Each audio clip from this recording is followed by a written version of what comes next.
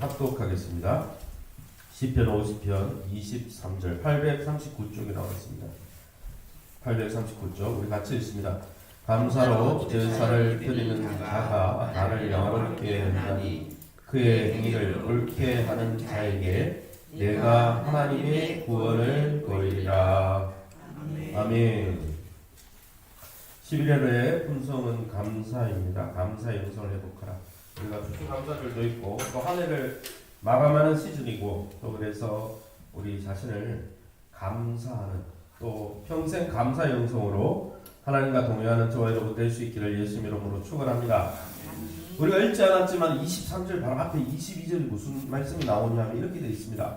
하나님을 잊어버린 너희여, 하나님을 잊어버린 너희여, 너희 이제 이를 생각하라. 하나님이 주신 은혜를 잊어버린 너희여, 이제 은혜를 생각하라 그랬어요. 그렇지 아니하면, 감사하지 않으면 내가 너희를 찢으리니 건질 자가 없으리라. 그리고 23절에 감사로 제사를 드리는 자가 나를 영화롭게 한다 그랬습니다. 여러분 그 옛날 속담에 뭐라고 되어 있습니까? 원수는 물에 새기고 은혜는 어디에 새겨요? 예, 돌에 새기라고 했어요. 예, 마음에 새기도 되죠. 예. 그런데 속담은 원수는 용서할 일은 물에 새기란 말은 흘려보내라는 거예요. 그거 기억하지 말라는 거예요. 그러나 은혜, 다른 사람이 나를 위해서 헌신하고 희생했던 그 은혜는 돌에 새기란 말은 돌은 안 지워지잖아요. 새기면 기억하라는 거예요.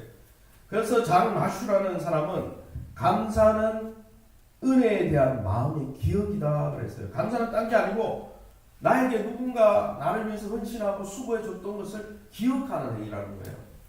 근데 이 기억이 왜 중요합니까? 종교 개혁가의 마틴 루터는 감사란 근본적인 기독교인의 태도다 그랬고 복음의 핵심이라고 그랬어요. 미국의 유명한 영성신학자고 우리 많은 한국인들이 본받고자 하는 조나단 에즈워즈도 그의 논문에서 뭐라고 했냐면 감사는 진정한 신앙의 표지다.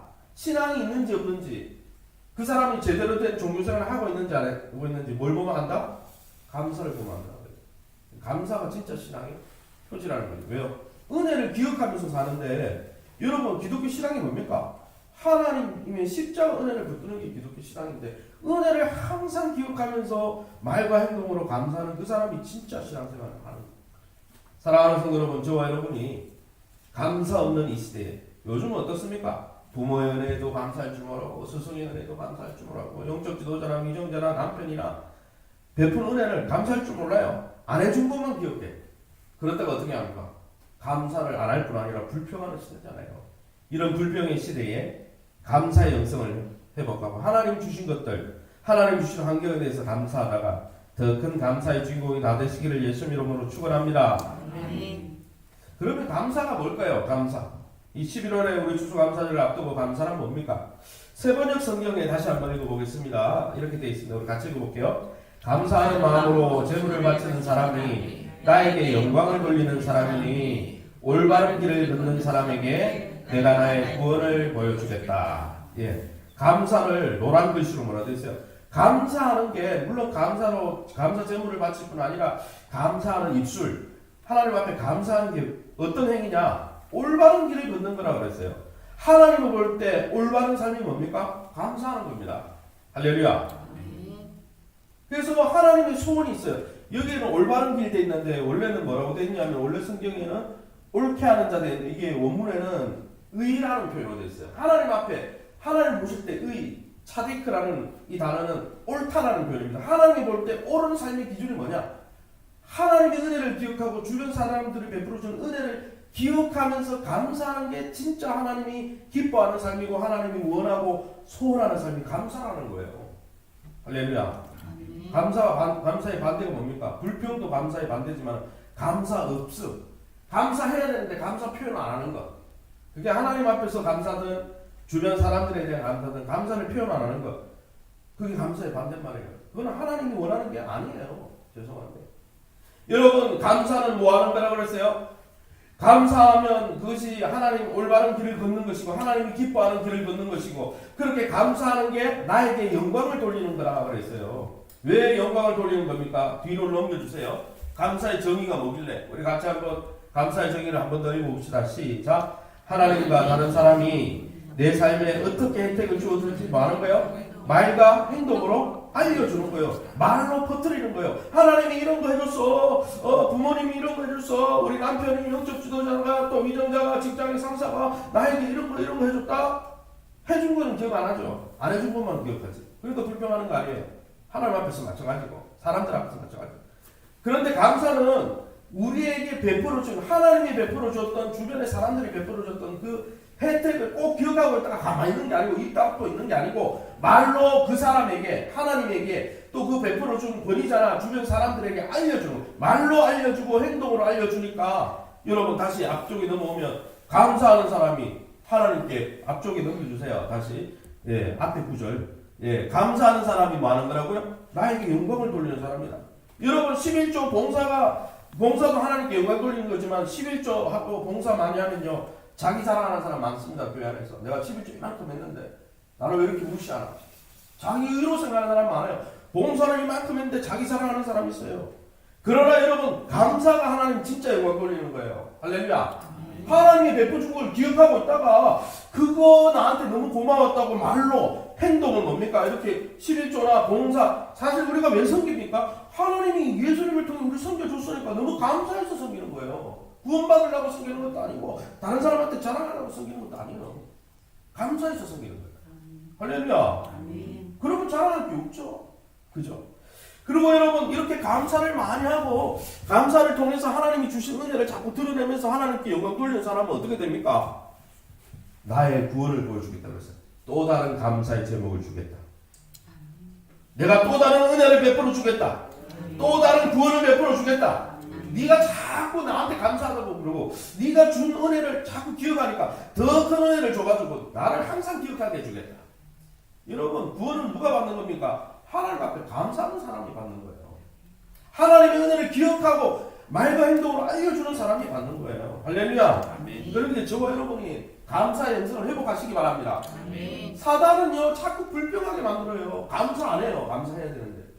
출국한 이스라엘 백성이 여러분 피기, 박도, 흉내, 행자 10가지 재앙, 특별히 어린 양의 예수의 보혈을 이야기하는 어린 양의 재앙으로 여러분 자유인이 되고 종에서 자유인이 되고 그것만 해도 얼마나 감사해요. 그리고 불기둥, 구름기둥, 만나, 매출을 이러면 감사해야 되지. 안 준 것만 맨날 기억해가지고 아이고 그래서 참외를 먹었는데 성경 나오잖아요. 수박을 먹었는데 왜 여기는 수박이 없나. 만나를 처음에 먹을 때 좋아하더니 만나가 뭡니까? 이게 뭡니까? What's this? 이게 뭐냐? 이게 만나라는 뜻이잖아요. 먹었는데 떡으로 만들어 먹어도 좋고 다 좋은데 계속 먹다가 뭐라는 거예요? 불평하는 거예요. 옛날에는 참외도 먹고 수박도 먹었는데 이집트가 좋았다. 이따위 소리를 하고 구원해줬더니 뭐예요? 건져줬더니 내보따니 내 나라니.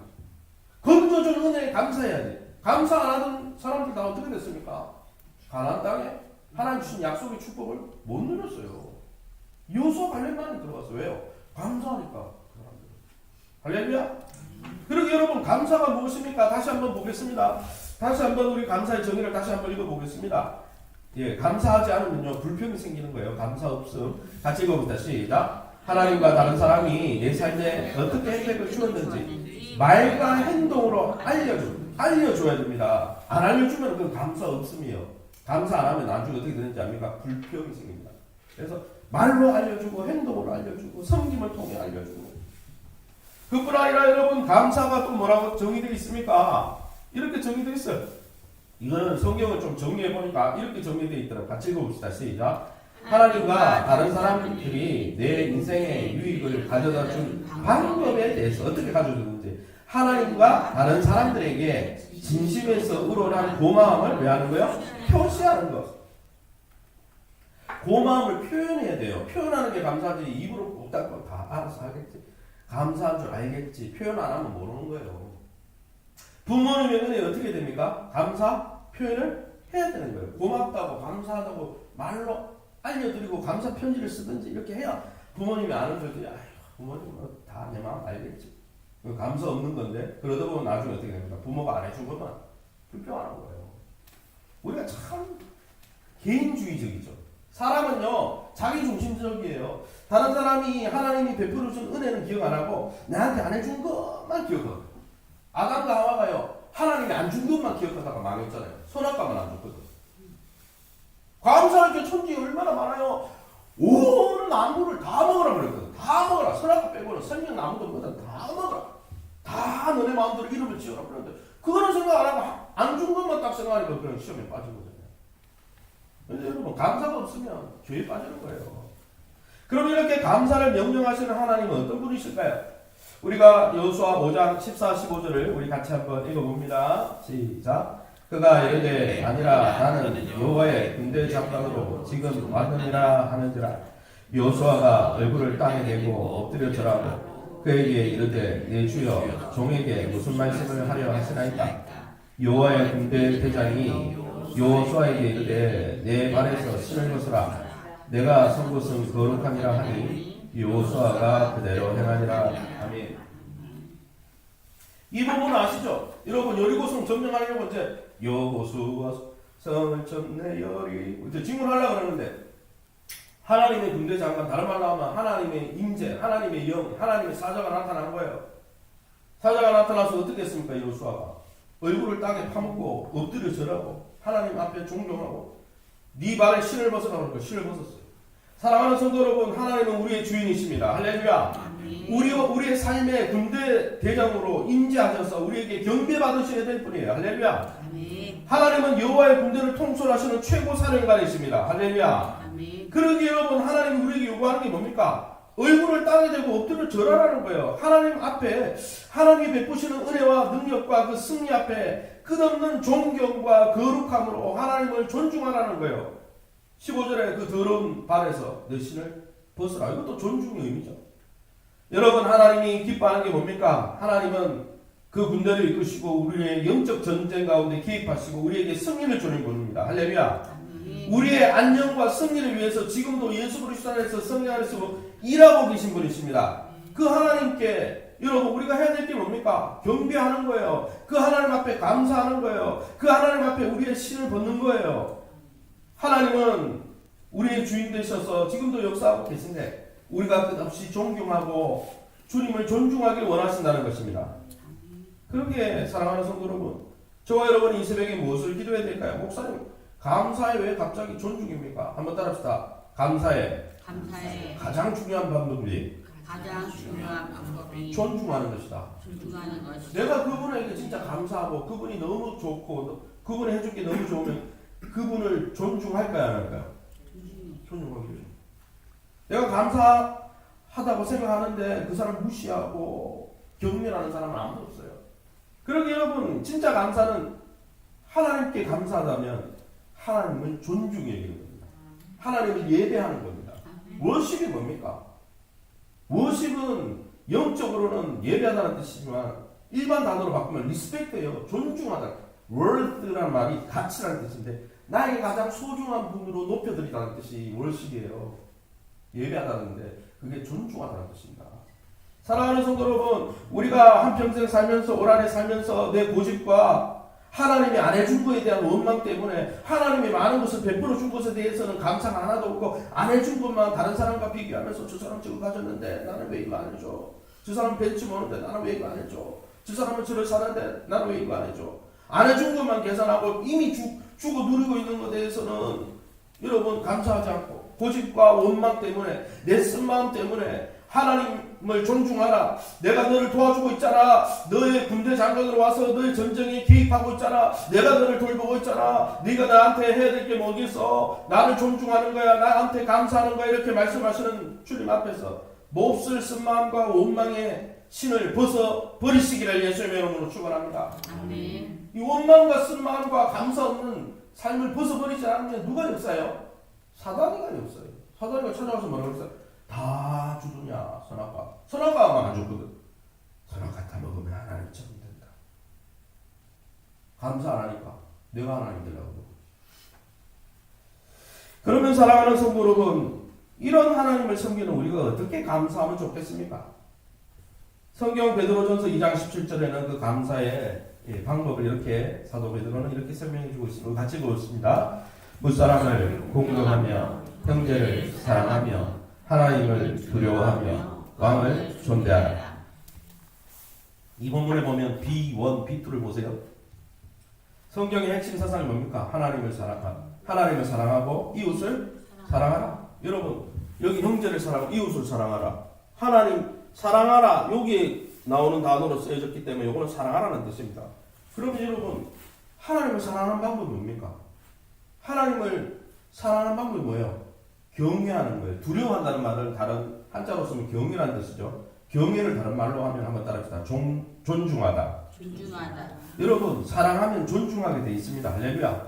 내가 하나님 사랑한다 그러면서 하나님을 내 삶 속에 가치 없는 분으로 아주 없수 여기는 거는요, 그건 하나님 예배하는 것도 아니고 사랑하는 것도 아니에요. 여러분 하나님을 사랑하면 극도의 정경과 공경을 표하게 되어 있습니다. 그래서 존중하다, 공경하다는 뜻이에요. 사랑은 존중과 공경과 동일하다는 거예요. 근데 이 단어가 같아요. 본문에. 무슨 이야기입니까? 여러분 진짜 영성이 뛰어난 사람은 하나님을 두려워합니다. 하나님을 존중합니다. 하나님을 사랑합니다. 하나님을 사랑하는 사람은 하나님을 존경합니다. 할렐루야. 하나님을 존경할 뿐 아니라 여기에 형제라는 말은 함께 신앙생활하는 성도를 어떻게 해요? 사랑하고 존중한다는 거예요. 이렇게 영성이 좋은 사람은 이 영성이 교회 안에만 머무는 게 아니고 어디로 나타나요? 세상 가운데 나타난다는 거예요. 세상 왕은 뭐예요? 세상의 왕이죠.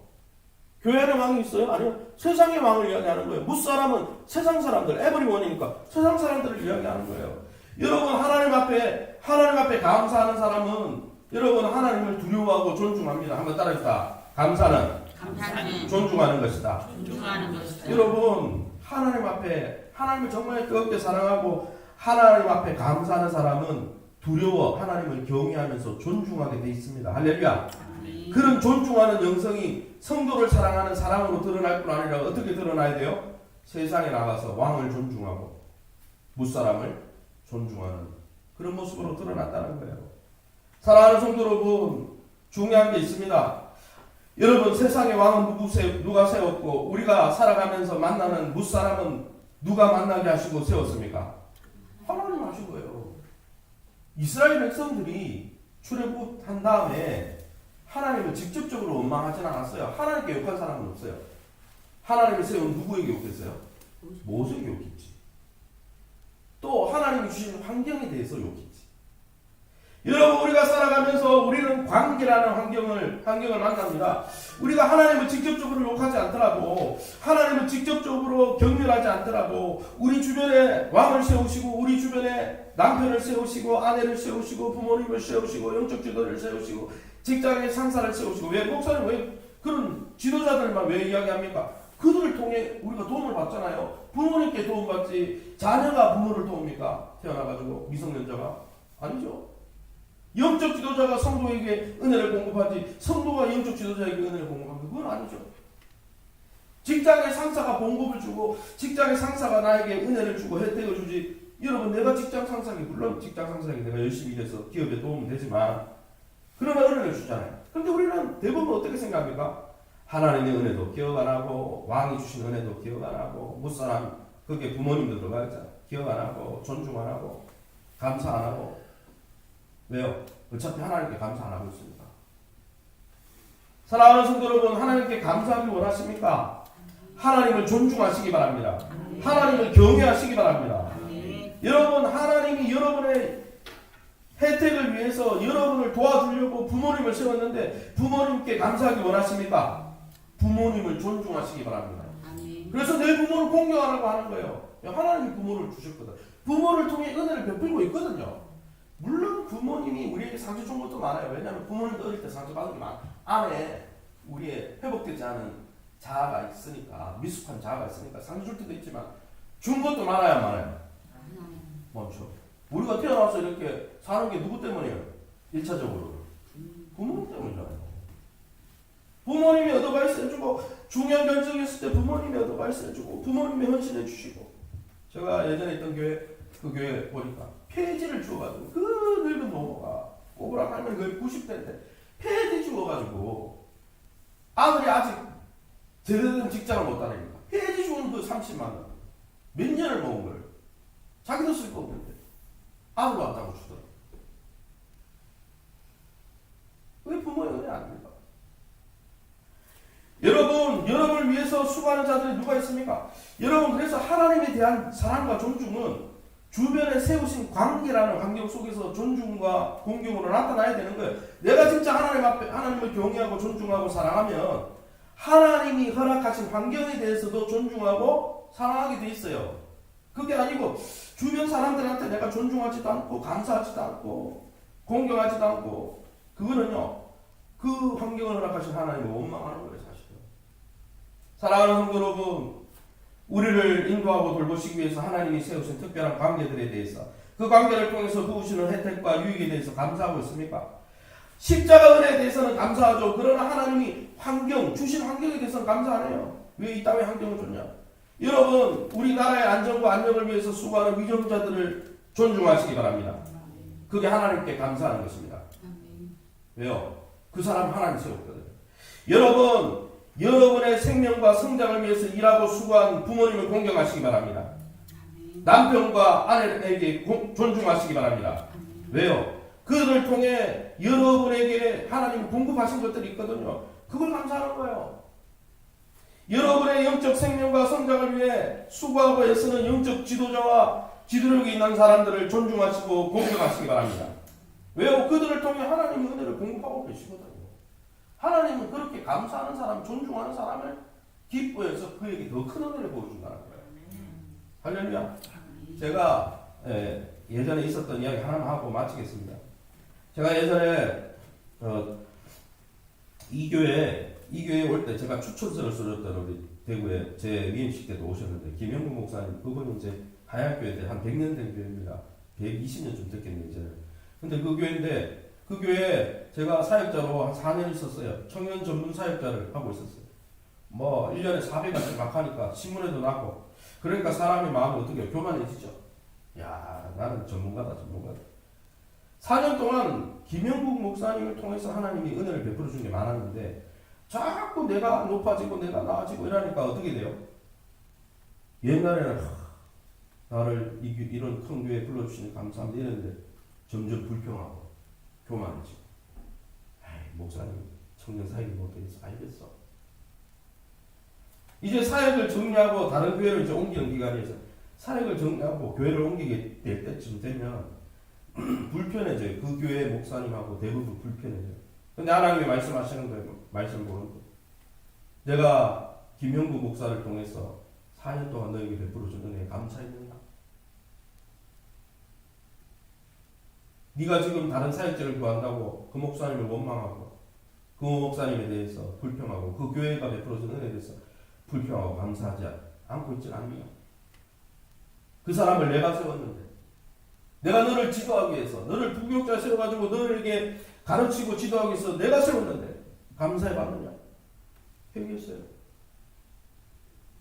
크게 회개했어요. 하나님 그렇게 기도했습니다. 다음 사역지에서는 담임 목사님을 세워서 나를 아주 부족한 나를 인도하시고 지도하시는 하나님의 은혜에 감사하는 사역자가 되게 도와주시옵소서. 그랬더니 제가 사역지를 이동했는데 부산에까지 찾아왔더라고요. 그리고요 수십 년 지나서 저한테 추천서 써주면서 이 교회 추천해 주시다. 왜요? 감사합니다. 사람과의 관계에서도 감사하면 또 다른 감사거리가 몰려오는데 하나님과의 관계에서 감사하면 어떨까요? 사랑하는 성도 여러분, 우리 인생을 돌아보면서 우리는 감사하는 인생인지 주지 않은 것에 대해서 불평하고 이미 준 것들에 대해서 감사하지 않고 입만 다물고 있는 인생인지 돌아보시기 바랍니다. 남편에 대해서, 평생 살아온 배우자에 대해서, 여러분에게 경제적으로 도움이 되는 직장 상사에 대해서, 부모님에 대해서, 영적 지도자에 대해서, 무엇보다 아들을 희생시킨, 그래서 우리를 구원해 주신 성령 가운데 동행하시는 우리 하나님에 대해서 어떻게 감사하고 있습니까? 감사를 회복하며 하나님께 더 큰 놀라운 은혜를 누리시기를 예수님 이름으로 축원합니다.